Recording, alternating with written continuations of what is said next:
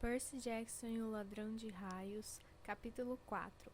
Minha mãe me ensina a tourear. Arrancamos noite adentro por estradas rurais escuras. O vento golpeava o Camaro. A chuva açoitava o para-brisa.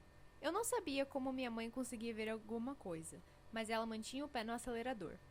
Toda vez que um relâmpago produzia um clarão, eu olhava para Grover, sentado ao meu lado no banco de trás, e me perguntava se tinha ficado louco ou se ele estava usando algum tipo de calça felpuda. Mas não. O cheiro era o mesmo que eu lembrava das excursões do jardim de infância para o zoológico infantil.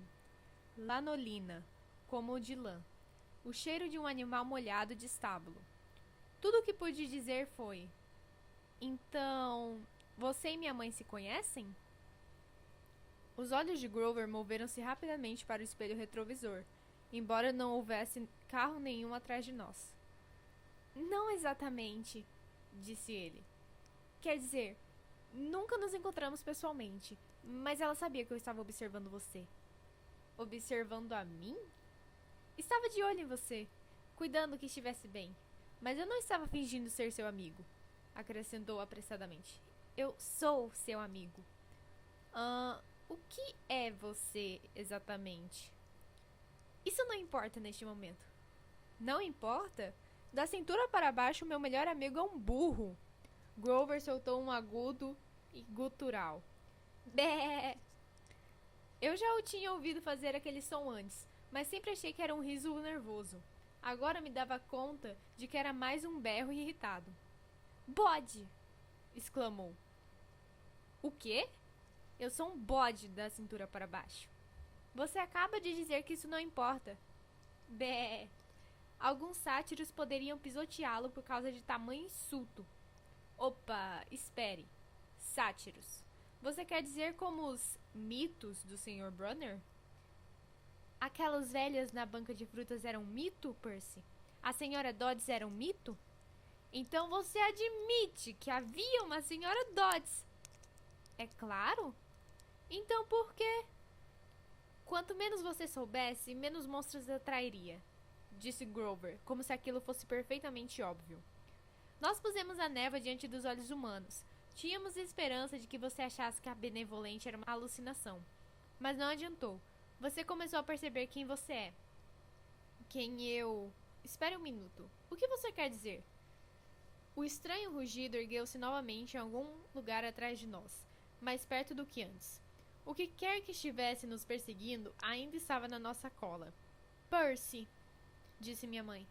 Há muito a explicar e não temos tempo suficiente. Precisamos pôr você em segurança. Em segurança como? Quem está atrás de mim? Ah, nada demais, disse Grover, obviamente ainda ofendido com o comentário sobre o burro. Apenas o Senhor dos Mortos e alguns dos seus asseclas mais sedentos de sangue. Grover! Desculpe, Sra. Jackson. Poderia dirigir mais depressa, por favor? Tentei envolver minha mente no que estava acontecendo, mas não consegui. Sabia que aquilo não era um sonho. Eu não tinha imaginação. Jamais poderia sonhar algo tão estranho. Minha mãe fez uma curva fechada para a esquerda. Desviamos para uma estrada mais estreita, passando com velocidade por casas de fazenda às escuras, colinas cobertas de árvores e placas que diziam: colha seus próprios morangos, sobre cercas brancas. Aonde estamos indo? Perguntei. Para o acampamento de verão de que falei. A voz de minha mãe estava tensa. Por mim, ela estava tentando não parecer assustada. O lugar para onde seu pai queria mandá-lo. O lugar para onde você não queria que eu fosse. Por favor, querido, implorou ela. Isso já é bem difícil. Tente entender. Você está em perigo. Porque umas velhas senhoras cortaram um fio de lã. Aquilo não eram velhas senhoras, disse Grover. Eram as parcas. Você sabe o que isso significa? O fato de elas aparecerem na sua frente? Elas só fazem isso quando você está prestes a... Quando alguém está prestes a morrer. Epa, você disse você. Não, eu não disse. Eu disse alguém. Você quis dizer você, ou seja, eu. Eu quis dizer você como quem diz alguém. Não você, Percy, mas você, qualquer um. Meninos, disse minha mãe. Ela puxou o volante com força para a direita e eu tive um vislumbre de um vulto do qual ela se desviará. uma forma escura e ondulada, agora perdida na tempestade atrás de nós. O que foi aquilo? Perguntei. Estamos quase lá, disse minha mãe, ignorando a pergunta. Mais 1,5 quilômetros, por favor, por favor, por favor. Eu não sabia onde era lá, porém me vi inclinando-me para a frente na expectativa, querendo que chegássemos logo. Do lado de fora, nada além de chuva e escuridão. O tipo de campos vazios que a gente vê quando vai para o extremo de Long Island. Pensei na senhora Dodds e no momento em que ela se transformou naquela coisa com dentes pontiagudos e asas de couro. Meus membros ficaram amortecidos de choque retardado. Ela realmente não era humana e pretendia me matar. Então pensei no Sr. Brunner e na espada que ele jogará para mim. Antes que eu pudesse perguntar a Grover sobre aquilo, os cabelos da minha nuca se arrepiaram. Houve um clarão ofuscante, um BUM! De fazer bater o queixo, e o carro explodiu. Lembro-me de ter me sentido sem peso, como se estivesse sendo esmagado, frito e lavado com uma mangueira, tudo ao mesmo tempo.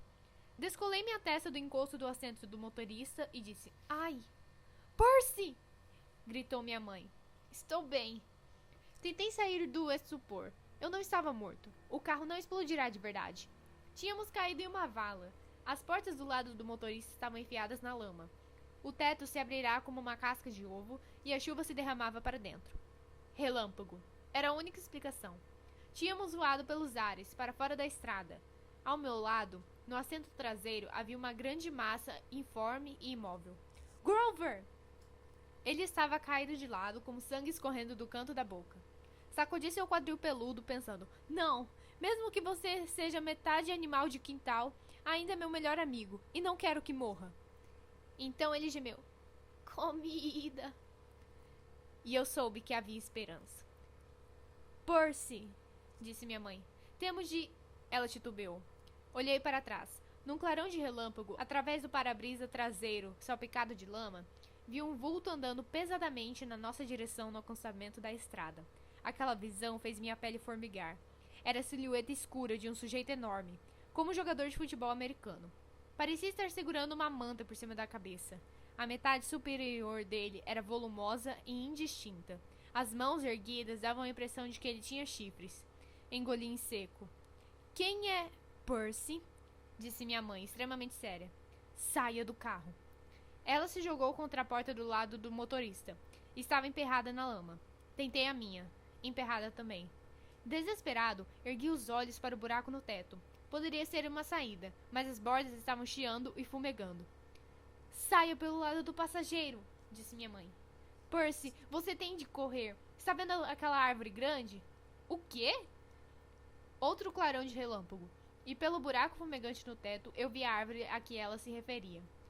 Um enorme pinheiro, do tamanho de uma árvore de Natal da Casa Branca, no topo da colina mais próxima. Aquele é o limite da propriedade, disse minha mãe. Passe daquela colina e verá uma grande casa de fazenda no fundo do vale. Corra e não olhe para trás. Grite por ajuda. Não pare enquanto não chegar à porta. Mamãe, você também vem. O rosto dela estava pálido, os olhos tristes como quando ela olhava para o oceano. Não! Gritei. Você vem comigo. Ajude-me a carregar o Grover.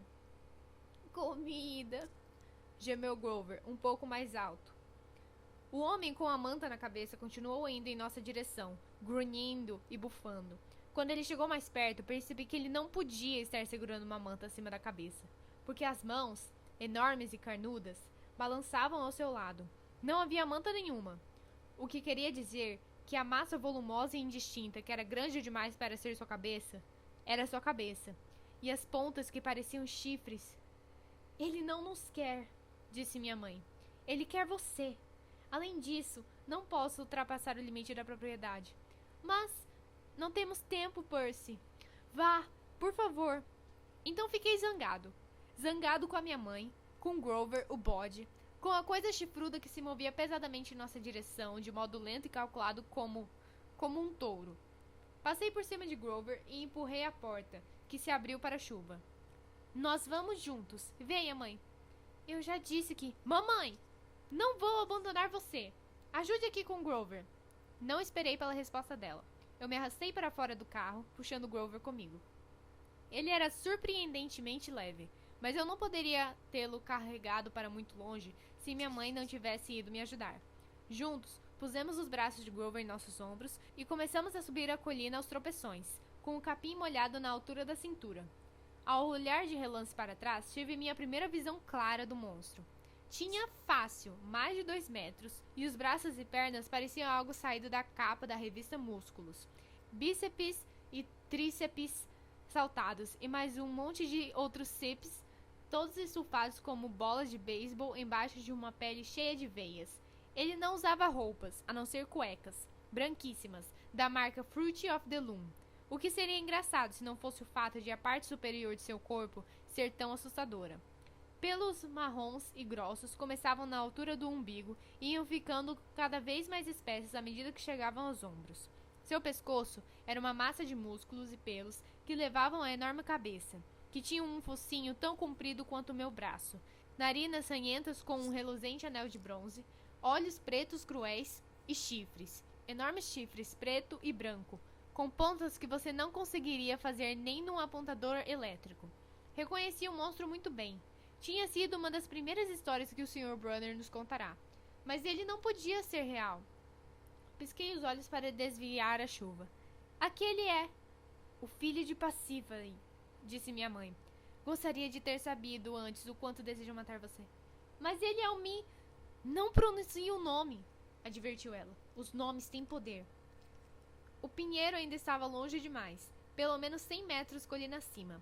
Dei outra olhada para trás. O homem-touro se curvou por cima do nosso carro, olhando pelas janelas. Ou não exatamente olhando. Era mais como farejar, fuçar. Eu não sabia muito bem porque ele estava a esse trabalho, já que estávamos a apenas 15 metros de distância. Comida, gemeu Grover. Shhh, fiz eu. Mamãe, o que ele está fazendo? Não está nos vendo? Sua visão e sua audição são péssimas, disse ela. Ele se orienta pelo cheiro, mas vai perceber onde estamos logo logo. Como que na deixa, o homem-touro bramiu de raiva. Ele agarrou o Camaro de Gabe pela capota rasgada, o chassi sangia e gemia. Ergueu o carro acima da cabeça e atirou-o na estrada. Aquilo se chocou contra o asfalto molhado e deslizou em meio a um chuveiro de fagulhas por cerca de 500 metros antes de parar. O tanque de gasolina explodiu. Nenhum arranhão. Lembrei-me de Gabe dizendo. Ops. Percy, disse minha mãe. Quando ele nos vir, vai atacar. Espere até o último segundo. Depois saia do caminho. Ele não consegue mudar de direção muito bem quando já está atacando. Você entendeu? Como você sabe tudo isso? Estou preocupada com o ataque há muito tempo. Devia ter esperado por isso. Fui egoísta, mantendo você perto de mim. Mantendo-me perto de você? Mas... Outro bramido de raiva e o homem-touro começou a subir pesadamente a colina. Tinha-nos farejado. O pinheiro estava a apenas mais alguns metros, mas a colina era cada vez mais íngreme e escorregadia, e Grover ficava mais pesado. O homem-touro se aproximava. Mais alguns segundos e estaria em cima de nós. Minha mãe devia estar exausta, mas carregou Grover. Vá, Percy, vá sozinho. Lembre-se do que eu disse. Eu não queria me separar, mas tive a sensação de que ela estava certa. Era a nossa única chance. Pulei para a esquerda, virei-me e vi a criatura avançando em minha direção. Os olhos pretos brilhavam de ódio. Fedia a carne podre. Ele inclinou a cabeça e atacou. Aqueles chifres afiados como navalhas apontados diretamente para o meu peito. O medo no meu estômago me deu vontade de disparar, mas isso não daria certo. Eu jamais poderia correr mais do que aquela coisa. Então fiquei parado e, no último momento, saltei para o lado. O homem-touro passou por mim a toda como um trem de carga. Depois bramiu de frustração e se virou, mas dessa vez não contra mim, mas contra minha mãe, que estava acomodando Grover sobre a grama. Tínhamos chegado ao topo da colina. Embaixo, do outro lado, pude ver um vale, bem como minha mãe dissera, e as luzes de uma casa de fazenda tremeluzindo amarelas através da chuva. Mas estava a 800 metros de distância. Nunca conseguiríamos chegar lá. O homem-touro roncou, escarvando o chão. Ficou olhando para minha mãe, que recuava lentamente colina abaixo, de volta para a estrada, tentando afastar o monstro de Grover. Corra, Percy! Disse ela. Não posso passar daqui. Corra! Mas fiquei lá, parado, paralisado de medo enquanto o monstro a atacava. Ela tentou sair de lado, como me dissera para fazer, mas o monstro tinha aprendido a lição. Jogou a mão para a frente e agarrou-lhe o pescoço quando ela tentou escapar. Ele a ergueu enquanto ela lutava, chutando e dando murros no ar. Mamãe! Então, com um rugido furioso, o monstro fechou os punhos em volta do pescoço da minha mãe. E ela se dissolveu diante dos meus olhos, fundindo-se em luz, uma forma dourada tremeluzente, como uma projeção holográfica, um clarão ofuscante. E ela simplesmente se foi. Não! A raiva substituiu o medo. Uma nova força ardeu em meus membros, a mesma onda de energia que me veio quando a senhora Dawes mostrou as garras. O homem-touro foi na direção de Grover, que estava deitado na grama, indefeso. O monstro se curvou, fungando meu melhor amigo como se estivesse prestes a erguê-lo dali e fazê-lo se dissolver também. Eu não podia permitir aquilo. Tirei minha capa de chuva vermelha. Ei! Gritei, agitando a capa e correndo para um lado do monstro. Ei, estúpido! Monte de carne moída! Roar! O monstro virou-se para mim, sacudindo seus punhos carnudos. Eu tive uma ideia. Uma ideia boba, porém melhor do que não pensar em nada. Encostei as costas no grande pinheiro e agitei a capa vermelha na frente do homem-touro, pensando em pular fora do caminho no último momento. Mas não foi assim que aconteceu. O homem-touro atacou depressa demais, os braços estendidos para me agarrar qualquer que fosse o lado para onde eu tentasse me esquivar. O tempo começou a passar mais devagar. Minhas pernas travaram. Eu não podia pular para o lado. Assim saltei direto para cima. Usando a cabeça da criatura como trampolim, girei o corpo no ar e caí sobre seu pescoço. Como eu fiz aquilo, não tive tempo para descobrir. Um milissegundo depois, a cabeça do monstro chocou-se contra a árvore e o impacto quase fez meus dentes saltarem da boca. O homem-touro cambaleou de um lado para o outro, tentando se livrar de mim. Segurei com força em seus chifres para não ser arremessado. Os trovões e os relâmpagos ficaram mais fortes. A chuva caía em meus olhos. O cheiro de carne podre queimava minhas narinas. O monstro se sacudia e corcoveava como um touro de rodeio. Poderia simplesmente ter chegado para trás e me esmagado completamente na árvore, mas eu começava a perceber que aquela coisa só tinha uma direção, para frente. Enquanto isso, Grover começou a gemer na grama. Quis gritar para ele ficar calado, mas do jeito que estava sendo jogado de um lado para o outro, se abrisse a boca, deceparia minha própria língua com uma mordida. Comida! Gemeu Grover. O homem-touro virou-se para ele, escarvou o chão novamente e se preparou para atacar. Pensei como ele havia espremido a vida para fora de minha mãe, como a fizerá desaparecer num clarão de luz. E a raiva me abasteceu como um combustível de alta potência. Agarrei um dos chifres com ambas as mãos e puxei para trás com toda a minha força. O monstro se retesou, soltou um grunhido de surpresa, e então... Plec! O homem-touro berrou e me atirou pelos ares. Aterrissei de costas na grama. Minha cabeça bateu contra uma pedra. Quando me sentei, minha visão estava embaçada, mas eu tinha um chifre nas mãos, um osso partido do tamanho de uma faca. O monstro atacou. Sem pensar, rolei para o lado e me levantei de joelhos. Quando ele passou a toda velocidade, enterrei o chifre quebrado bem na lateral de seu corpo, logo abaixo da caixa torácica peluda. O homem-touro urrou em agonia. Debateu-se, rasgando o peito com suas garras, e depois começou a se desintegrar. Não como minha mãe, em um clarão dourado, mas como areia se esfarelando, carregada pelos ventos aos pedaços para longe. Do mesmo modo como a senhora Dodge se desintegrará. O monstro se fora. A chuva tinha parado, a tempestade ainda rugia, mas somente à distância. Eu cheirava a gado e meus joelhos tremiam. Minha cabeça parecia que ia se partir ao meio. Estava fraco, assustado e tremia de tristeza. Acabará de ver minha mãe se desvanecer. Queria me deitar e chorar, mas havia Grover, precisando de minha ajuda. Portanto, consegui erguê-lo e descer cambaleando para o vale em direção às luzes da casa. Eu estava chorando, chamando minha mãe, mas me agarrei a Grover. Eu não ia deixá-lo partir. Minha última lembrança é ter desmaiado numa varanda de madeira, olhando para um ventilador de teto que girava acima de mim.